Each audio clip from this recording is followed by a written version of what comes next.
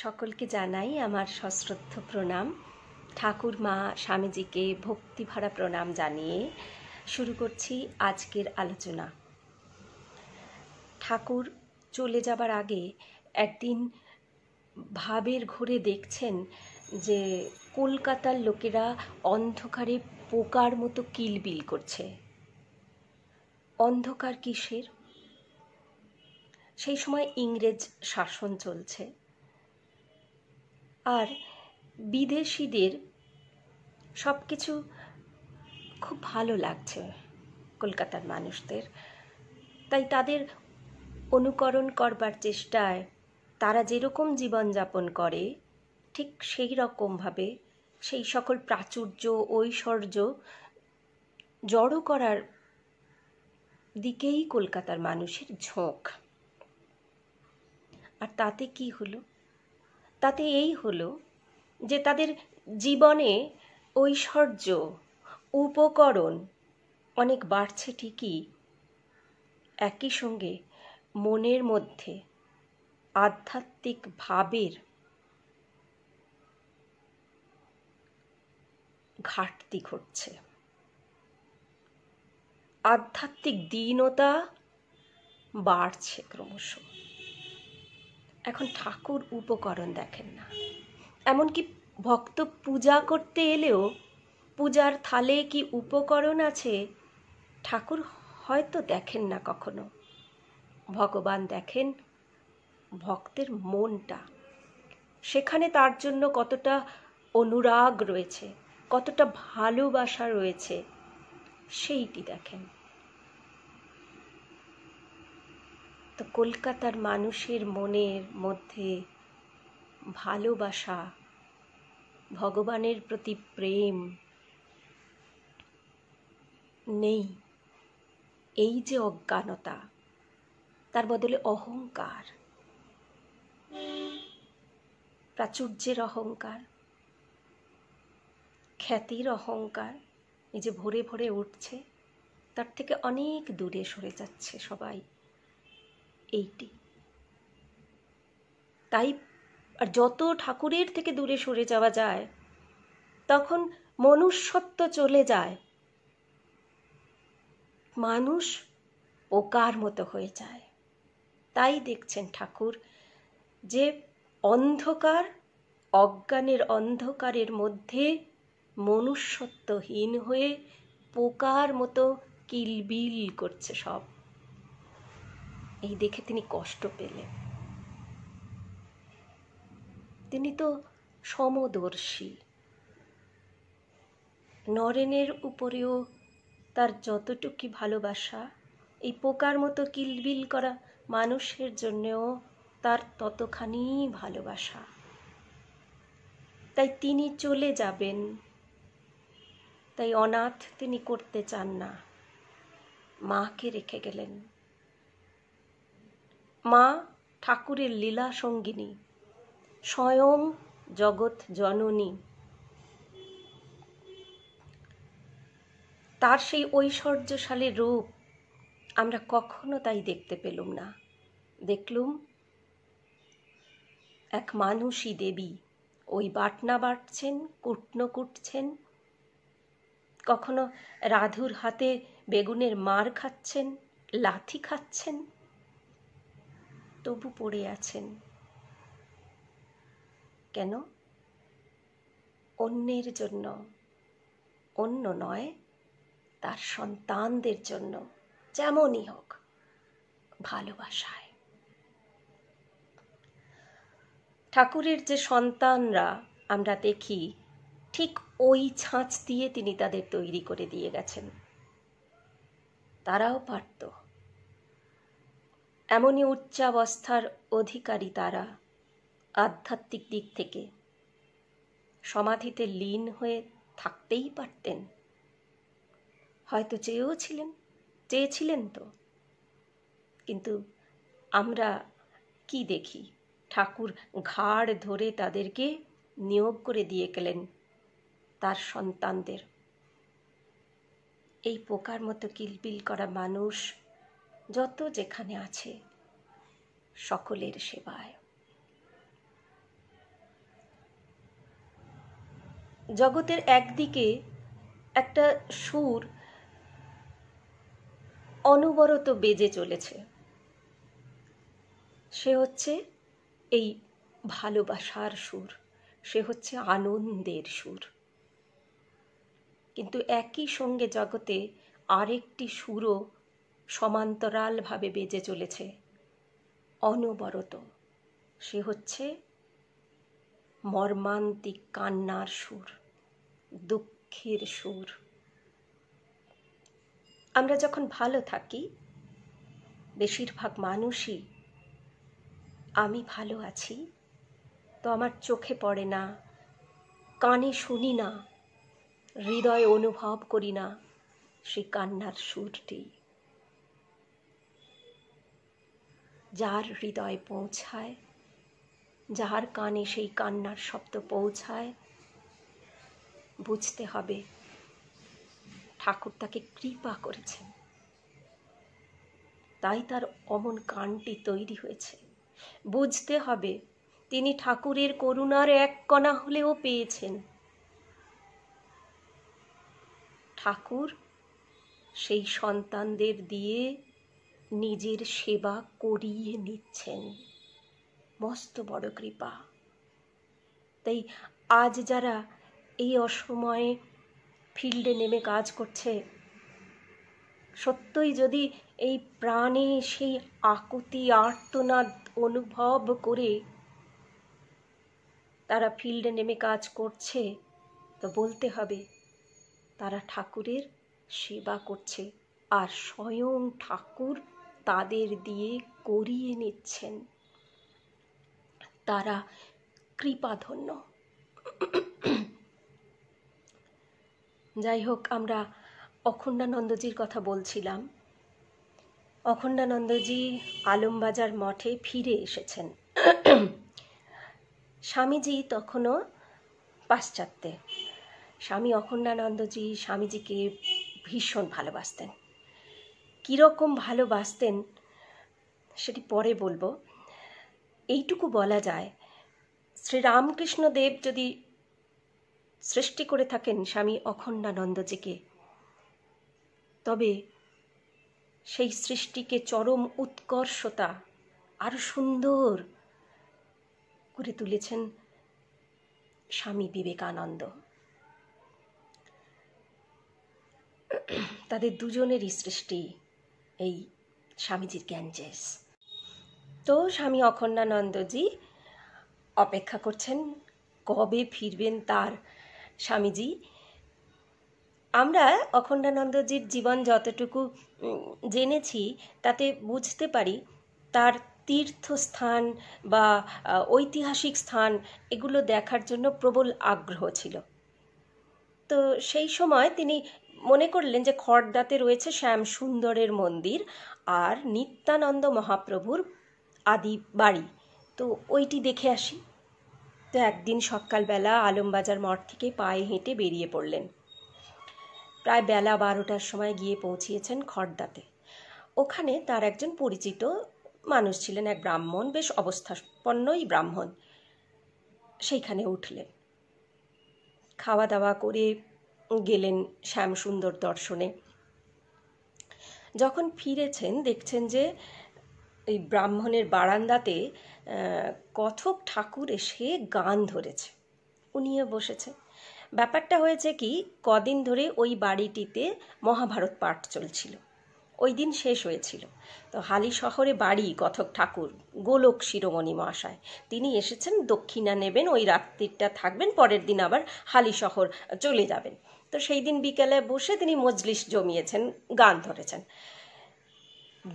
গান হচ্ছে, এমন সময় দেখছেন শিরোমণি মশাই বারবার করে বাথরুম দৌড়াচ্ছেন।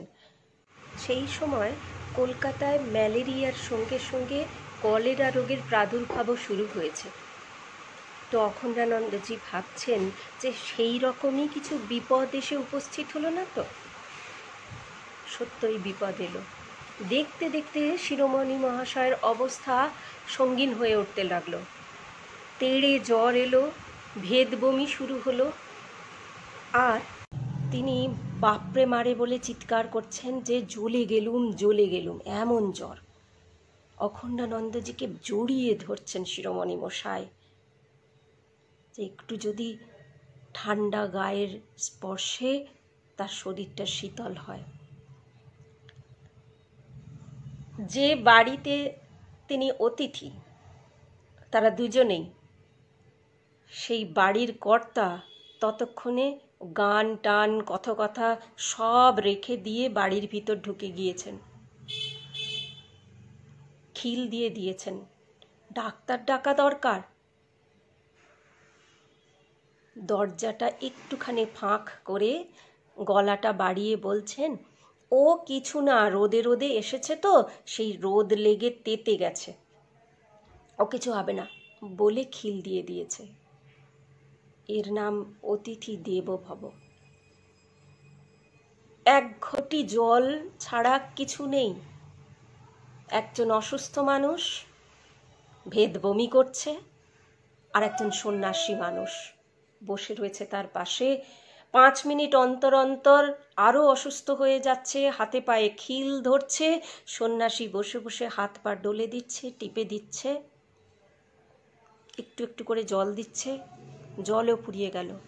রাত্রি 1টা বাজে, এমন অবস্থা যে এক্ষুনি ডাক্তার না ডাকলেই নয়। শিরোমণি মশায়ের মুখ থেকে আর কথা বেরোচ্ছে না, শুধু চিঁচি করে এই কথাটা বললেন, একেই কি বলে মৃত্যু যন্ত্রণা? আমার বাড়িতে একটু খবর দিতে পারো? অখণ্ডানন্দজি দেখছেন আর মৃত্যুকালীন সময় যদি সত্যই উপস্থিত হয়, জল দেবার মতন জল নেই। বাধ্য হয়ে দরজায় ধাক্কা দিয়ে দিয়ে ঘুম ভাঙাবার চেষ্টা করলেন। কেউ যদি একবার আসে, তিনি গিয়ে একটা ডাক্তার অন্তত ডেকে আনতে পারেন। জেগে ঘুমালে কাউকে তো জাগানো যায় না। কোনো সাড়া পাওয়া গেল না। রাত্রি যখন 3টে, আবার বমি শুরু হয়েছে। এমন সময় দরজা খুলে গেল। ভিতর থেকে এক মহিলা বেরিয়ে এলেন, এসে শিরোমণি মশাইকে সেবা করতে লাগলেন। ওই বাড়ির কোনো মহিলা নন, তাদের প্রাণে দয়া হয়নি। ওই বাড়িতে রান্নার কাজ করতে এসেছিল একজন মহিলা। সেই রান্নার কাজের মহিলা বেরিয়ে এসে শুশ্রূষা করতে লাগলেন। স্বামীজি বলেছেন না, নূতন ভারত জাগবে এই গরিবের ঘর থেকে, শূদ্রের ঘর থেকে। হৃদয়টা কার জাগলো? অনেক ঐশ্বর্য রয়েছে ওই ব্রাহ্মণের, জাগেনি। এই পরিচারিকা নয়, পাচিকা, তার কিছু নেই, হৃদয়টা আছে। তাই সে দরজা বন্ধ করে আর ঘুমোতে পারেনি। বেরিয়ে এসে দায়িত্ব তুলে নিয়েছে কাঁধে। তো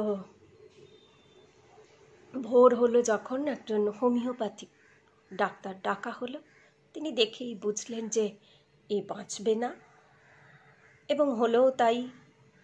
সকাল 8টা, 12 ঘন্টার মধ্যে মারা গেলেন শিরোমণি মশাই। ডাক্তারবাবু দেখেই চলে যাচ্ছেন, আর অখণ্ডানন্দজিকে বলছেন, আপনি যত শীঘ্র সম্ভব হয় খড়দা ছেড়ে চলে যান। যত শীঘ্র সম্ভব বলে গেলেন বটে, সন্ন্যাসী শীঘ্র তো গেলই না। তিনি আলমবাজার মঠে আসছেন পায়ে হেঁটে হেঁটে, এবং গ্রামের ভিতর দিয়ে ঘুরে ঘুরে, কেননা ম্যালেরিয়ায় গ্রামের মানুষেরা বড় কষ্টে আছে, সেইটি তিনি দেখতে চান। কতখানি কষ্ট! যা দেখলেন তাতে তিনি হতভম্ব হয়ে গেলেন। ভাবলেন যে কলকাতার এত কাছে, এবং যারা দেশের জন্য ভাবছে, স্বদেশী লোক যারা, তারাও তো সেই কলকাতাতেই বাস করে, তথাপি তারা কিছু করছে না এই মানুষগুলোর জন্য। কি দেখছেন তিনি? দেখছেন গ্রাম বলতে কিছু নেই, উজাড় হয়ে গেছে।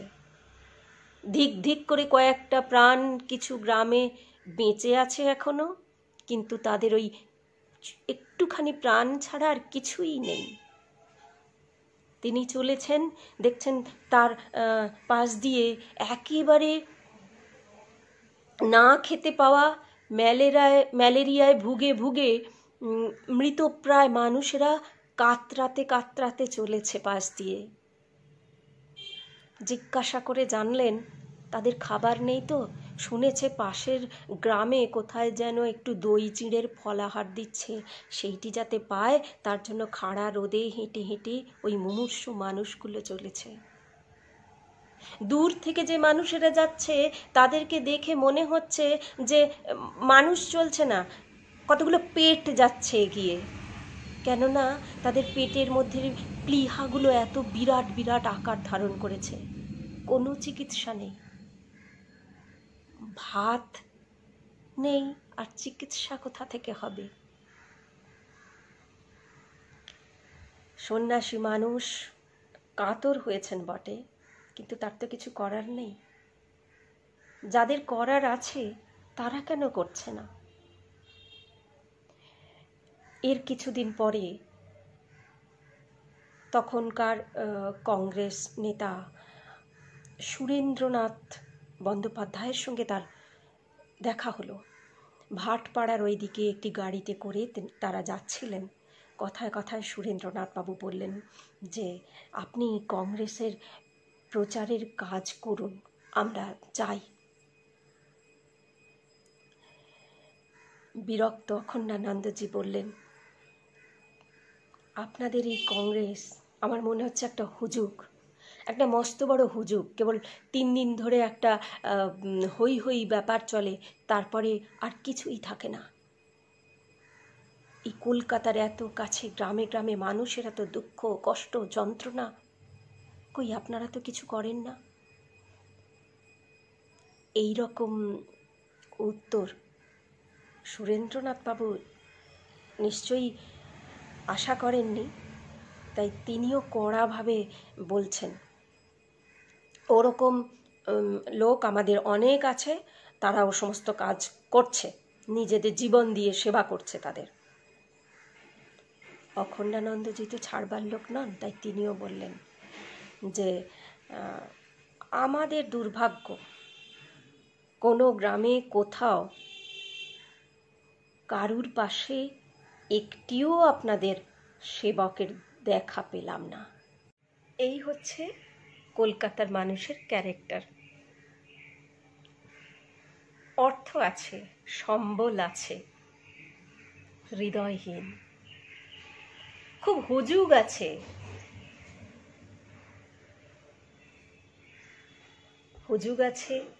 অনেক কিছু করব, বাগাড়ম্বর আছে, কিন্তু কাজের কাজ কিচ্ছু হচ্ছে না। নাম যশের লিপ্সা। এক ব্রাহ্মণ দেখলাম, আর একজন সুরেন্দ্রনাথ বন্দ্যোপাধ্যায়কে দেখলাম, এই রকমই মানুষজন। আর ওই ব্রাহ্মণের বাড়ির রান্নার কাজ করে যে মেয়েটি, তাকে দেখলাম, তার কিছু নেই, শুধু হৃদয়টা আছে, হৃদয়ে ভালোবাসা আছে। সে আপন পর দেখে না, সেবা করে। কে প্রিয় হবে? কার ভাবটা ঠাকুরের কাছে বেশি পৌঁছাবে? তাই ঠাকুর দুঃখী হয়েছিলেন, তাই পোকার মতন বলেছেন, তাই অজ্ঞানের অন্ধকারে কিলবিল করা মানুষ তিনি বলেছেন কলকাতার লোকেদের। এ শুধু কলকাতা নয়, অ্যাকচুয়ালি যেখানেই এই রকম মনুষ্যত্বহীন মানুষ, যেখানেই তার আর মানুষের মধ্যে অহংকার, দম্ভের, হৃদয়হীনতার আড়াল পড়ে গেছে, সেই সমস্ত জায়গার কথাই ঠাকুর বলেছেন, সারা বিশ্বের কথাই তিনি বলেছেন।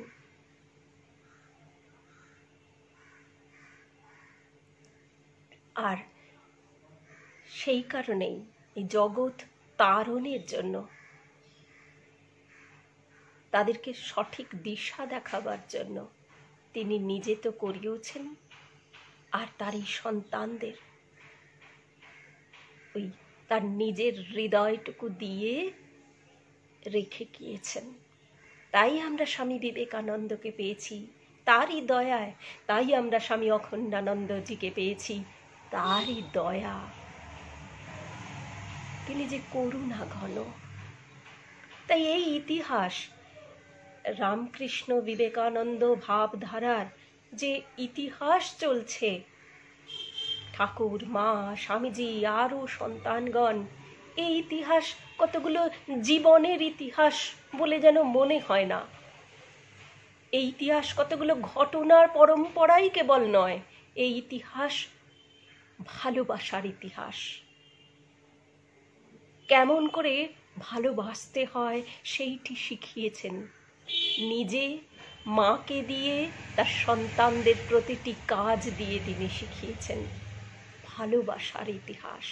আমরা বলি গ্লোবালাইজেশন হয়েছে, দুনিয়া এখন মুঠোর মধ্যে। দুনিয়া মুঠোর মধ্যে একটা ফোনের মাধ্যমে হয় না। পাশের বাড়ির লোকটি ভালো আছে কিনা, সুস্থ আছে কিনা সেই খবর নেই। অস্ট্রেলিয়া, আমেরিকা, ইটালিতে আমার অনেক বন্ধু রয়েছে, ফেসবুকে আমার অনেক ফ্রেন্ড রয়েছে, তাতে কি হয়? কিছু না। তুমি কি প্রস্তুত তাদের জন্য তোমার জীবন বাজি রাখতে?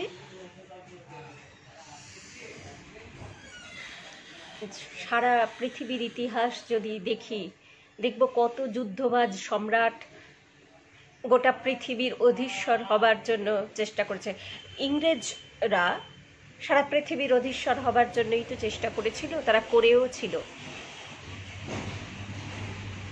দেশের মানুষ, সারা পৃথিবীর মানুষ তাদেরকে কি সম্রাট বলে মেনে নিয়েছিল? কেন কি তারা হৃদয়টা জয় করতে পারেনি? কেবলমাত্র বাহুবলে তারা দেশগুলোকে শাসন করেছিল, হৃদয় জয় করতে পারেনি। তাই সারা পৃথিবীর একচ্ছত্র অধিপতি হলেও কোনো দেশের মানুষ তাদেরকে গ্রহণ করেনি। তাই যখন তারাও শক্তিমান হয়েছে, তাদেরকে ছুঁড়ে ফেলে দিয়েছে সঙ্গে সঙ্গে।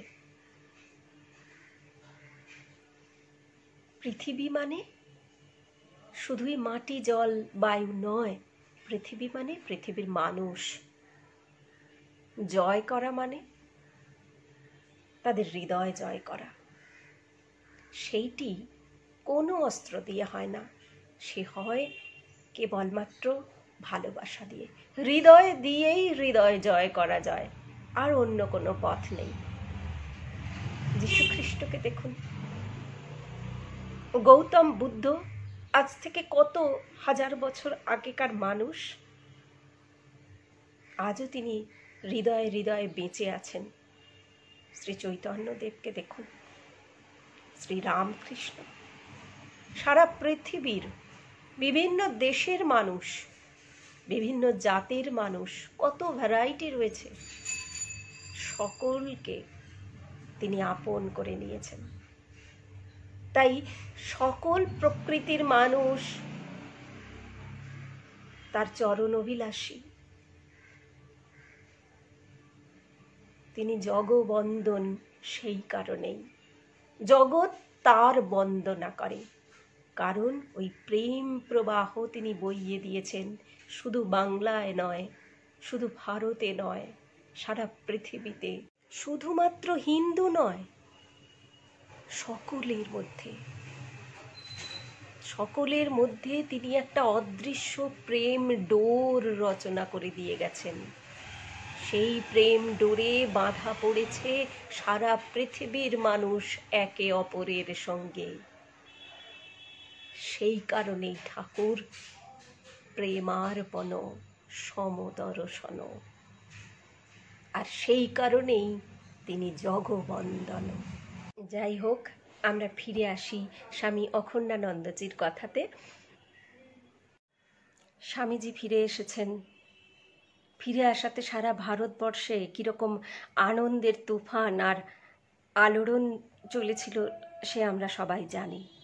একই রকম আনন্দের প্লাবন বয়ে গিয়েছিল এই স্বামী অখণ্ডানন্দজির মনেও। কিন্তু স্বামীজি খুব অসুস্থ ছিলেন, তাই তিনি একটু বিশ্রামের জন্য চলে গেলেন দার্জিলিংয়ে।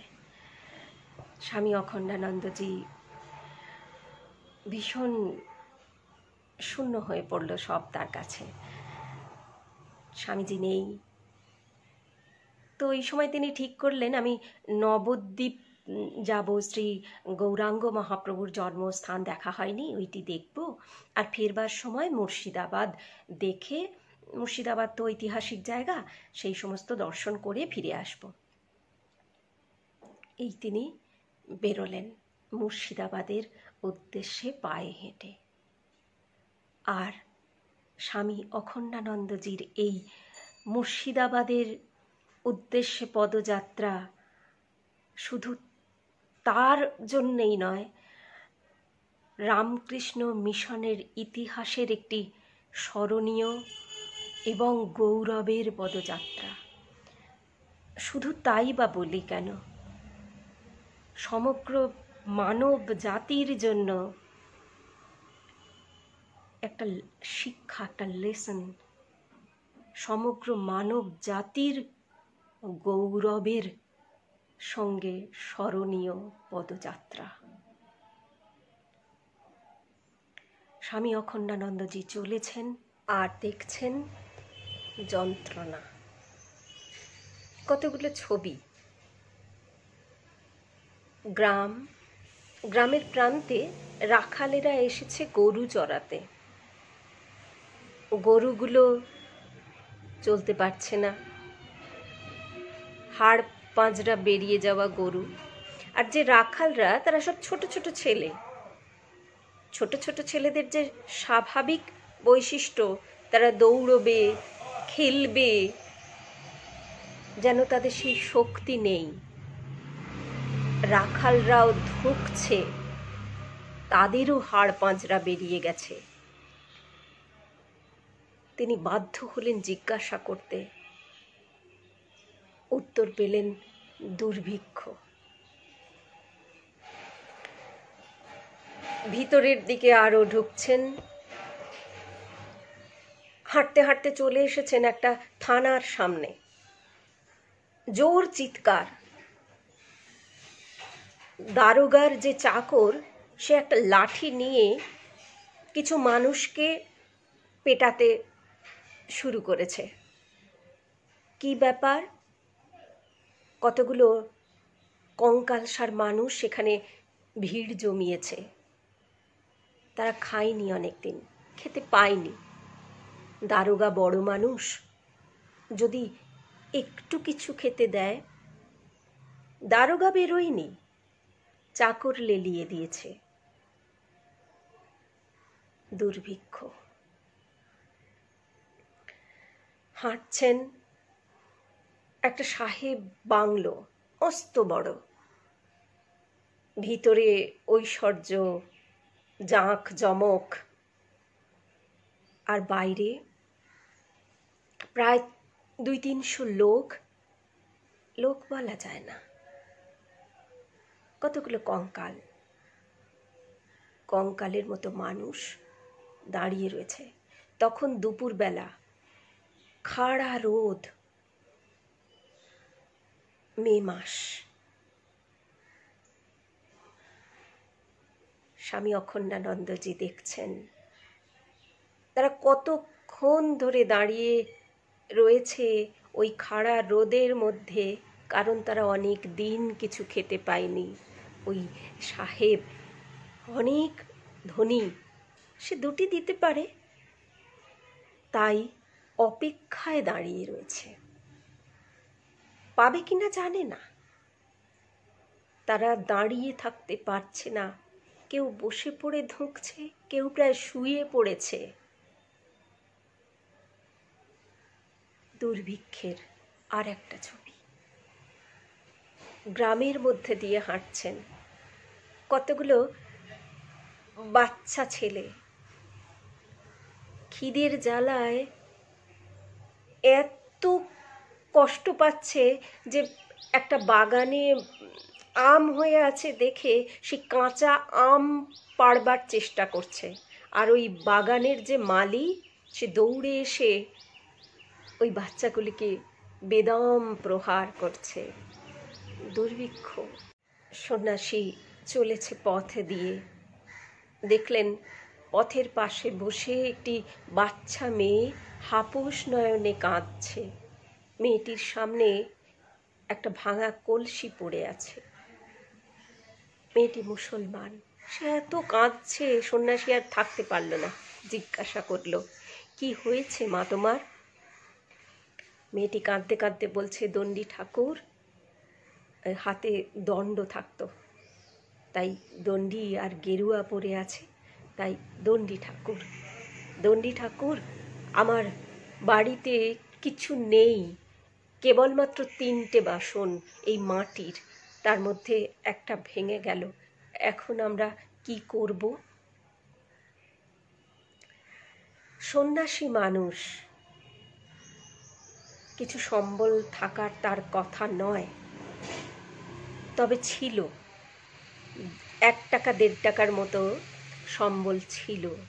এই যে পথে এই করুণ চিত্রগুলো দেখছিলেন, আর 1 আনা 2 আনা করে যেখানে যেরকম বিলোতে বিলোতে আসছিলেন, শেষ সম্বল পড়েছিল 4 আনা।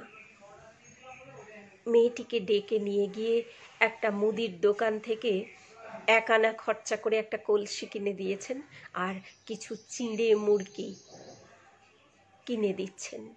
কেন কি তাকে জিজ্ঞাসা করছেন, তুমি কিছু খেয়েছো মা? তাই হাতে আর 3 আনা। এমন সময় চারপাশ থেকে কতগুলো ওই রকমই কঙ্কালের মতন বাচ্চা বাচ্চা ছেলে এসে চিৎকার করে কাঁদতে লাগলো, আমরাও কিছু খাইনি, আমাদেরও একটু খেতে দাও। ওই শেষ সম্বল 3 আনা খরচা করে সন্ন্যাসী তাদের ভাগ করে করে দিলেন চিড়ে মুরগি। ব্যাস, সব শেষ, আর সম্বল নেই। এবার শুধুমাত্র হৃদয়টাই সম্বল। সেইটিকে সঙ্গে করে সন্ন্যাসী আবার এগিয়ে চলল পথে। এবার যদি কাউকে কিছু দিতে হয় তাহলে ওই হৃদয়টাই দিতে হবে। এবার যদি কাউকে কিছু দিতে হয় নিজেকেই উজাড় করে দিতে হবে। আর ঠাকুর তো সেইটিই চাইছেন। আর দেখতে দেখতে সেই সুযোগও ঘটে গেল। মুর্শিদাবাদে তখন দুর্ভিক্ষ, সঙ্গে কলেরা মহামারী। তখন কলেরা এমন রোগ যে রুগীর কাছে ডাক্তারও যেতে চায় না।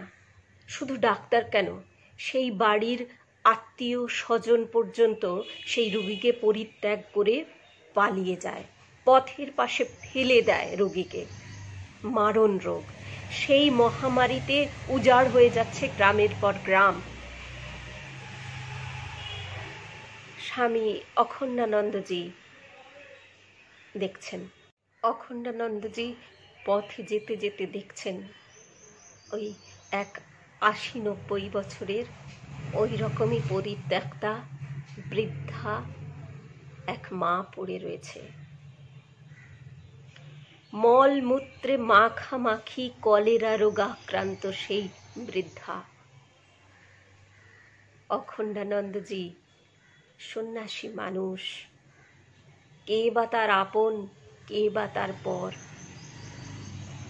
তিনি পাঁজা কোলা করে সেই মাকে তুলে নিয়ে গিয়ে নিজের হাতে সেই মলমূত্র পরিষ্কার করে, কোথা থেকে কাপড় চোপড় কী করলেন জানি না, ব্যবস্থা করে দেখলেন যে মানুষটি মরে যাবে যদি না কিছু খাওয়ানো হয়। ওই দুর্ভিক্ষের বাজারে তিনি যে কি উপায়ে কি জোগাড় করেছিলেন, সম্ভবত ভিক্ষা করে, কেই বা তাকে ভিক্ষা দিল, তিনি ঝোল ভাত রান্না করে সেই বৃদ্ধার মুখে তুলে দিচ্ছেন। সেই অপরিচিতা, কার পরিত্যক্তা মা আনন্দে কাঁদতে কাঁদতে সেদিন অখণ্ডানন্দজিকে বলছিলেন, বাবা তুমি আমার জন্ম জন্মান্তরের ছেলে। যখন সেবা কাজ শুরু হয়েছিল না, তখন স্বামীজির ইনস্ট্রাকশন মতো স্বামী নিত্যানন্দজি এবং সুরেশ্বরানন্দ স্বামী তারা গিয়েছিলেন, তারা দেখেছিলেন স্বামী অখণ্ডানন্দজির কাজ। স্বামী নিত্যানন্দজি পরবর্তীকালে লিখেছেন যে দরিদ্রের জন্য প্রাণে প্রাণে অনুভব করা কাকে বলে যদি কেউ জানতে চাও তাহলে অখণ্ডানন্দজির কাজ দেখো। দরিদ্রকে কিভাবে ভালোবাসতে হয় তা যেন সকলে তার কাছ থেকে শিখে নেয়। তার কাছে, তার ভালোবাসার কাছে জাত পাত সব শেষ। স্বামীজি তাই উল্লসিত। সেই উল্লসিত হয়ে নিবেদিতাকে চিঠিতে লিখেছেন যে এই প্রথম বুদ্ধের পর এই প্রথম দেখা যাচ্ছে যে ব্রাহ্মণ সন্তানেরা অস্পৃশ্য কলেরা রোগীর পাশে বসে সেবা করছে। স্বামীজির এত আনন্দ কিসের? আমি মাঝে মাঝে ভাবি স্বামীজির আনন্দটা কিসের? আনন্দ এই কারণে যে ছেলেরা সব ভালোবাসতে শিখেছে। বলেছিলেন না, তোরা কাজ করতে করতে মরে যা, আমি দেখি, তাতেই আমার আনন্দ। কি কাজ? ঠাকুরের কাজ, সেবার কাজ, নিষ্কাম সেবা। সেইটি দেখতে পাচ্ছেন তো অখণ্ডানন্দজি করছেন, তাই তার আনন্দ। ভীষণ গর্বিত হয়ে তিনি নিবেদিতাকে এই কথা লিখেছিলেন। মাঝে মাঝে ভাবি যে স্বামীজির হৃদয়টা যে হৃৎপিণ্ডটা ধুক ধুক করে, সেটা তো আর নিজের জন্য বোধহয় করে না, করতো না, এটা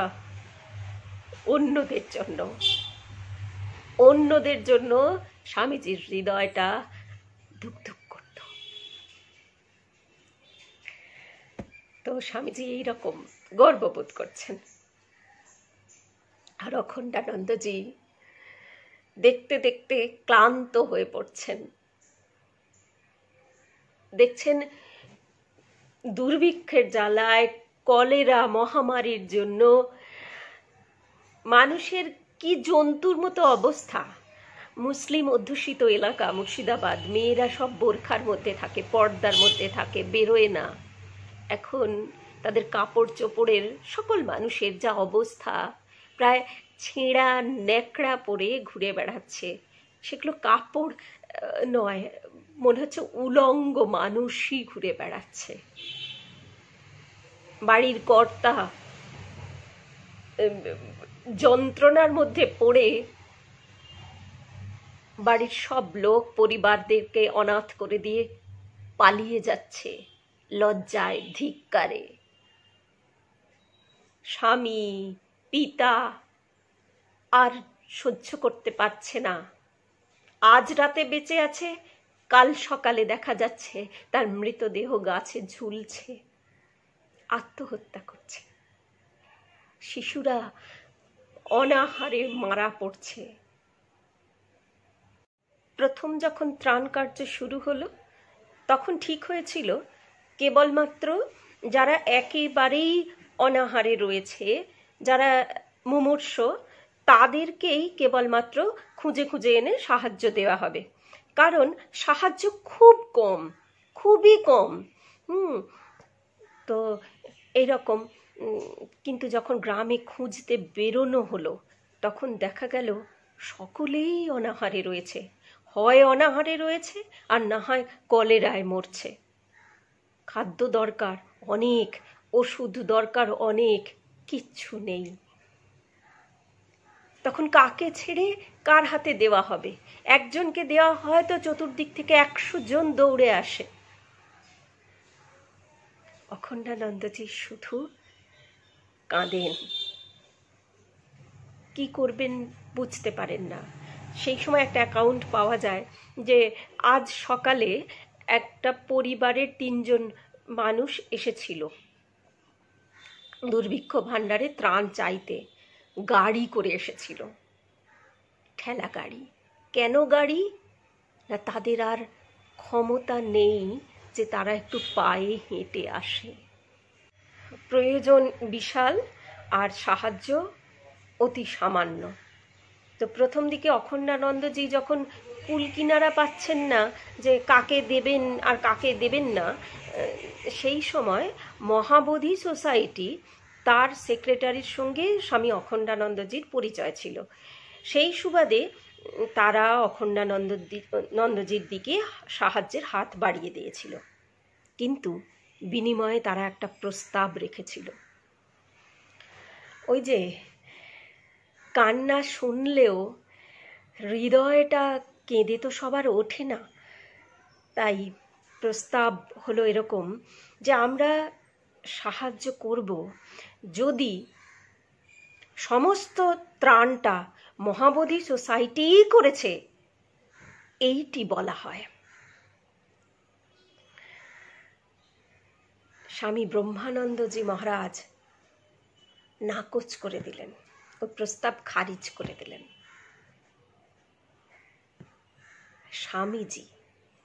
স্বামীজি হচ্ছে সেই মানুষ যিনি অন্যের জন্য নিজের জীবন বাজি রাখতে পারেন। তিনি খুব বিরক্ত হলেন, প্রায় ভৎসনা করে রাখাল মহারাজকে লিখলেন, হুজুরদের নামের জ্বালায় কি গরিবগুলো শুকিয়ে মরবে? সব নাম মহাবোধি সোসাইটি নেয় তো নিক না, গরিবগুলোর তো উপকার হোক। যাই হোক, এই যে দুঃখ যন্ত্রণার চিত্র তিনি দেখলেন, তিনি দয়াময় ভগবানের দয়া আর যেন খুঁজে পাচ্ছেন না। তাই তিনি বলছেন যে এই যে মানুষেরা এক তো খেতে পাচ্ছে না, লক্ষ লক্ষ লোক মরে যাচ্ছে, এমন মানুষ তার কাছে এলো। তিনি লিখেছেন যে তারা গাড়ি করে এসছে আজ সকালে, 2জন মেয়ে আর 1জন পুরুষ। গাড়ি মানে ঠেলা গাড়ি। কেন গাড়ি করে এসেছে? তারা চলতে পারছে না, তাই জন্যে। মানুষের পেটে তো ভাত নেই, আর কাপড়ের এমন অবস্থা, বলা যায় মানুষ উলঙ্গ হয়ে ঘুরছে। মুর্শিদাবাদ মুসলিম অধ্যুষিত এলাকা, তারা পর্দার মধ্যে থাকে, সে বাড়ির মেয়েরা, তারা প্রায় উলঙ্গ হয়ে ঘুরে বেড়াচ্ছে, কারণ তাদের পরবার কাপড় নেই। সামান্য পানীয় জলটুকুর জন্য মানুষ মরে যাচ্ছে, খাবারের অভাবে তো বটেই। আর সব থেকে আশ্চর্যের কথা, মুর্শিদাবাদ কলকাতার থেকে কতটুকু দূর, কিন্তু কলকাতায় কোনো খবরের কাগজে সে খবর পৌঁছায়নি।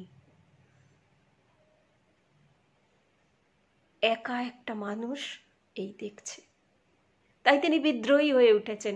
কিসের ভগবান দয়াময়, যদি সত্যই দয়াময়, এই তার দয়ার চেহারা।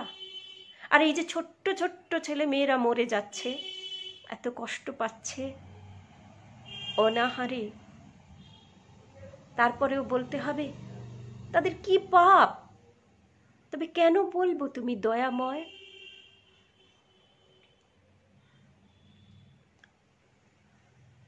তিনি যাই বলুন না কেন, দয়াময়, দয়া জাগিয়ে দেন। দয়াময় এই দয়া করছে যে তার হৃদয়টা জেগে উঠছে। ওই যে দয়াময় একদিন দেখিয়েছিল, ওই দেখ দেখ চৈতন্যময় শিব শুয়ে রয়েছে, আজ দেখাচ্ছে, দেখ দেখ ওই আমি, আমারই চেতনা সবার মধ্যে। তাই তিনি বিদ্রোহী হয়ে চলে যেতে চাইছেন, আর ঠাকুর তার কাপড় ধরে তাকে সেখানে টেনে রাখতে চাইছেন। তিনি শুনছেন না, অশরীরী বাণী দিয়ে তাকে বলছেন, না, তুই এইখানেই থাকবি, এই দুর্ভিক্ষের জায়গা ছেড়ে তো যাওয়া চলবে না। সত্যি কথা। অনেক পরে যখন সেবা কাজ শুরু হয়ে গেল মহুলাতে, তারপর প্রথম পর্ব শেষ হলো আর মঠে ফিরেছেন অখণ্ডানন্দজি, স্বামীজি ভিতর থেকে দৌড়ে এসেছেন, এসে জড়িয়ে ধরেছেন তার গঙ্গাকে আর বলছেন, আমি তোর চিঠিগুলো এসে মঠে দেখলাম, রাখাল দেখালো, আর সঙ্গে সঙ্গে ভেসে উঠল কি জানিস, ওই মহুলা গ্রামে ঠাকুর তোর হাত ধরে রয়েছেন। ভীষণ। ঠাকুর বলছেন, তোর ছেড়ে যাওয়া চলবে না, এখানে থাকতে হবে, তোকে সেবা করতে হবে, দুর্ভিক্ষ পীড়িত না, আমার সেবা করতে হবে। দৃষ্টিটা খুলে দিলেন। তাই তিনি দয়াময়। তাই আমরা দেখি যেন স্বামী অখণ্ডানন্দজির এই একটা প্রেমিক মন, পুরো ইতিহাসটা যেন আমাদের বলে অখণ্ডানন্দজি একজন যেন বীর, একজন প্রেমিক। তিনি ওই যুদ্ধ করছেন, ওই দুর্ভিক্ষ পীড়িত অঞ্চল, তার ইতিহাস, তার বর্ণনা শুনে মনে হয় সেটা যেন একটা যুদ্ধক্ষেত্র। সেখানে তিনি একা যুদ্ধ করছেন, কষ্টের বিরুদ্ধে, যন্ত্রণার বিরুদ্ধে, মানুষের দুঃখের সঙ্গে তার যুদ্ধ। আর অস্ত্রশস্ত্র কি? ওই ভালোবাসা। অস্ত্রশস্ত্র কি? সেবা। বারবার তিনি পড়ে গেছেন, কিন্তু ওই যে কান্নার রোল জগতে অনবরত বেজে চলেছে, সে তার কানে এমন করে পৌঁছচ্ছে, তার হৃদয়টাকে জাগিয়ে দিচ্ছে যে তিনি বারবার উঠে হোক একা তবু যুদ্ধ করে চলেছে। তাহলে দেখা যাচ্ছে স্বামী অখণ্ডানন্দজি যতটা সেখানে প্রয়োজন ছিল ততটা সাহায্য পাননি। তবে একটা জিনিস তিনি অপর্যাপ্ত পরিমাণে পেয়েছিলেন, সেটি স্বামীজির প্রেরণা। আর স্বামীজির প্রেরণার যে কি শক্তি আমরা বুঝি। তার প্রেরণায় পঙ্গুও গিরি লঙ্ঘন করবার শক্তি পায়। আমরা পরের দিন দেখব যে একক একটি মানুষ ওই প্রেরণাকে সম্বল করে কেমন করে মহুলাতে আজকের যে আশ্রম সেইটি গড়তে পেরেছিলেন, বৃহৎ কর্মযজ্ঞের সূচনা কিভাবে করেছিলেন সেইটি দেখব। আর একটা কথা এখানে বলে রাখি, স্বামীজি শুধুমাত্র প্রেরণা দিয়েই কিন্তু ক্ষান্ত হননি, সেই সঙ্গে তিনি একটি নির্দেশনামা দিয়েছিলেন, যে শুধুমাত্র, কারণ সেই সময় এত মানুষ না খেয়ে মরছে, স্বামী অখণ্ডানন্দজির কেবল একটি উদ্দেশ্য ছিল তখন, যে তাদের ওই ক্ষুধার্ত মুখে দুটি অন্ন তুলে দেওয়া। এর বেশি তিনি বিশেষ ভাবতে পারছিলেন না, ওটিকেই আশু কর্তব্য বলে মনে করেছিলেন। স্বামী বিবেকানন্দ ওইখানে স্থায়ী কাজের কথা বলেছিলেন, এবং কেন সেই স্থায়ী কাজ করতে হবে, তার কি প্রয়োজন সুস্পষ্ট করে বলেছিলেন। এবং রামকৃষ্ণ মিশনের সেবাযজ্ঞের অ্যাকচুয়াল উদ্দেশ্যটা কি, মিশনটা কি, সেইটি অত্যন্ত স্পষ্ট ভাষায় তিনি বুঝিয়ে দিয়েছিলেন স্বামী অখণ্ডানন্দজিকে। আজকে যারা সেবাযজ্ঞে সামিল, তাদেরও সেই দিন স্বামী অখণ্ডানন্দজির কাছে সেইটি ছিল একমাত্র নির্দেশনামা বা সম্বল। আজকে যারা রয়েছে তাদের কাছেও ওইটি কিন্তু অত্যন্ত মূল্যবান একটা নির্দেশনামা। ওইটিকে সম্বল করেই এগোতে হবে, তবেই উদ্দেশ্য সিদ্ধি হবে, তবেই কিন্তু কাজের সার্থকতা মিলবে। আমরা পরের দিন সেইটি দেখব, আরও দেখব যে ঠাকুর বারবার কথামৃতর পাতাতে বলেছেন সৎসঙ্গ করো, সাধু সঙ্গ করো। এই কেন বলেছেন? সাধু সঙ্গের প্রভাবে, সৎ মানুষের সঙ্গ, তার কাজ, এই দেখার প্রভাবে কেমন করে মানুষ নিরক্ষর হলেও মহাপুরুষে পরিণত হতে পারে, মানুষ দিব্য মানুষে পরিণত হতে পারে, সেই ইতিহাস দেখব। আজকে এই পর্যন্তই। সকলকে আবার একবার নমস্কার জানিয়ে শেষ করছি। জয় ঠাকুর।